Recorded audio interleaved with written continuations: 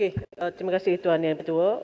Bagi untuk menjawab di bawah perkara yang berhubung dengan Jabatan Perdana Menteri, Parlimen dan Undang-Undang, saya ucapkan ribuan terima kasih kepada semua ahli yang berhormat telah mengambil bahagian dalam sesi perbahasan RUU Perbekalan Tambahan 2021-2022 yang melibatkan Suruhanjaya Pilihan Raya.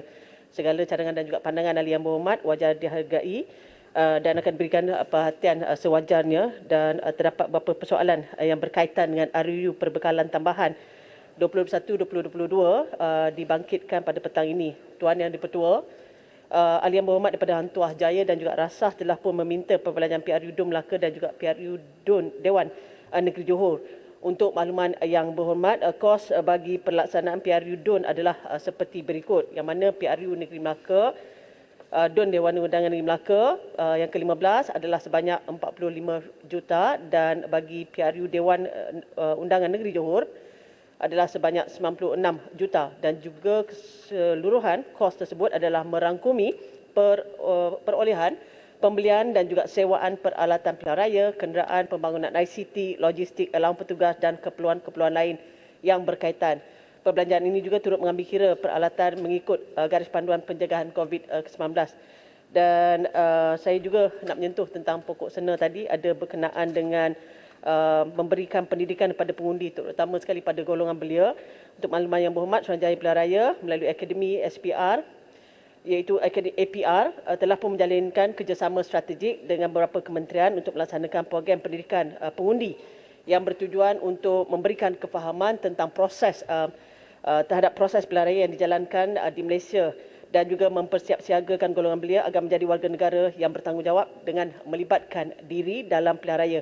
Dan antara kementerian yang terlibat adalah Kementerian Belia dan Sukan, KPT, Kementerian Pendidikan Malaysia, Kementerian Kesihatan Malaysia, Kementerian Sumber Manusia, Kementerian Luar Bandar, Kementerian Komunikasi dan juga Multimedia Malaysia, serta agensi lain, dan juga badan-badan bukan kerajaan yang mempunyai kaitannya dengan belia. Selain daripada itu juga, untuk kita sebar luas penyampaian maklumat pilihan raya kepada golongan belia, Akademi Pilihan Raya juga telah pun melaksanakan program APR Associate Trainer ataupun lebih dikenali dengan nama AAT.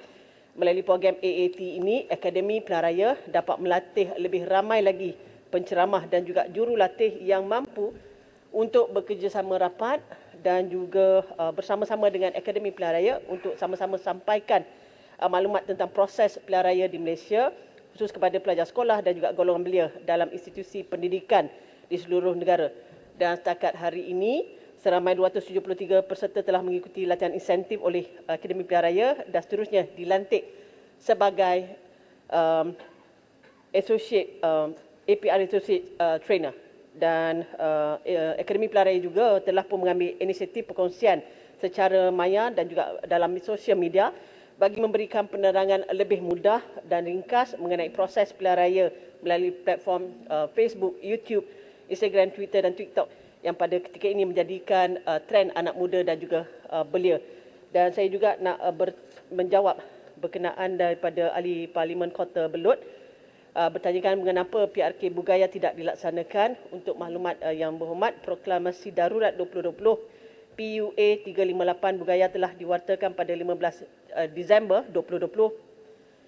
Justeru bagi SPR untuk melaksanakan PRK bagi kerusi DUN 66 Bugaya Proklamasi Darurat 2020 PUA 358 Bugaya hendaklah dibatalkan terlebih dahulu. Penjelasan. Oh, okey. Pokok sana. Terima kasih apa yang dijelaskan tadi berkaitan dengan peranan. Tapi saya fikir boleh Umat setuju dengan saya.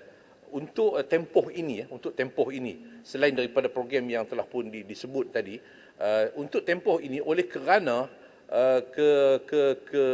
kegilaan orang nak pilihan raya sangat-sangat ni, kegilaan nak pilihan raya sangat-sangat ni sampai riuh satu antara dunia ni, sepatutnya SPR memberikan tumpuan kepada pengundi-pengundi yang berdaftar ni, memberikan tumpuan kepada pengundi-pengundi yang berdaftar yang baru ni, yang first time untuk nak jadi pengundi ni, supaya mereka ini mempunyai kesedaran yang tinggi untuk mereka nak keluar mengundi. Ini sangat penting. Dan adakah yang berhormat boleh bersetuju dengan saya bahawa sewajarnya pilihan raya tidak berlaku dalam tempoh yang terdekat ni, sehingga bersekali dengan pilihan raya negeri pada penghujung tempoh pengal ini 2023?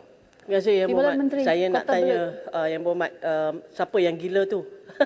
Okey, Yang Berhormat, untuk makluman Yang Berhormat, sebenarnya memang betul dengan pertambahan Soalan tu.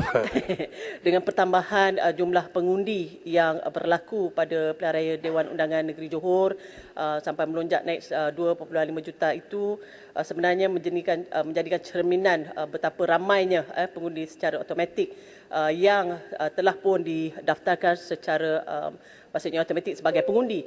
Dan apabila ada perkara demikian, dengan adanya kekangan di pihak Akademi Pilihan Raya dengan maksudnya kaki tangan yang tidak mencukupi, jadi untuk pendidikan pilihan raya ini sebab itu kita adakan kolaborasi bukan saja dengan pihak kementerian-kementerian, agensi, NGO tetapi juga dengan semua pemimpin masyarakat termasuklah Yang Berhormat sekalian, yang mana melalui parti masing-masing boleh juga menjalankan mendidik warga ahli parti masing-masing untuk sama-sama ke arah memahami proses pilihan raya tersebut. Terima kasih.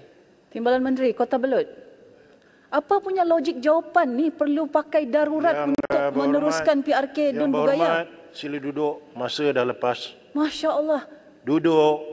Tuan Speaker, Duduk. apa punya logik jawapan begini Arahan pakai saya dah. arahan darurat ni? Arahan saya Yang Berhormat duduk. Tuan Speaker tolonglah. Sabar nanti kena kasih kemudian. Sabar kena kasih kemudian. Yang Berhormat. Ini saja kamu punya Arahan saya Yang Berhormat duduk. Dipersilakan Menteri Jabatan Perdana Menteri yang bertanggungjawab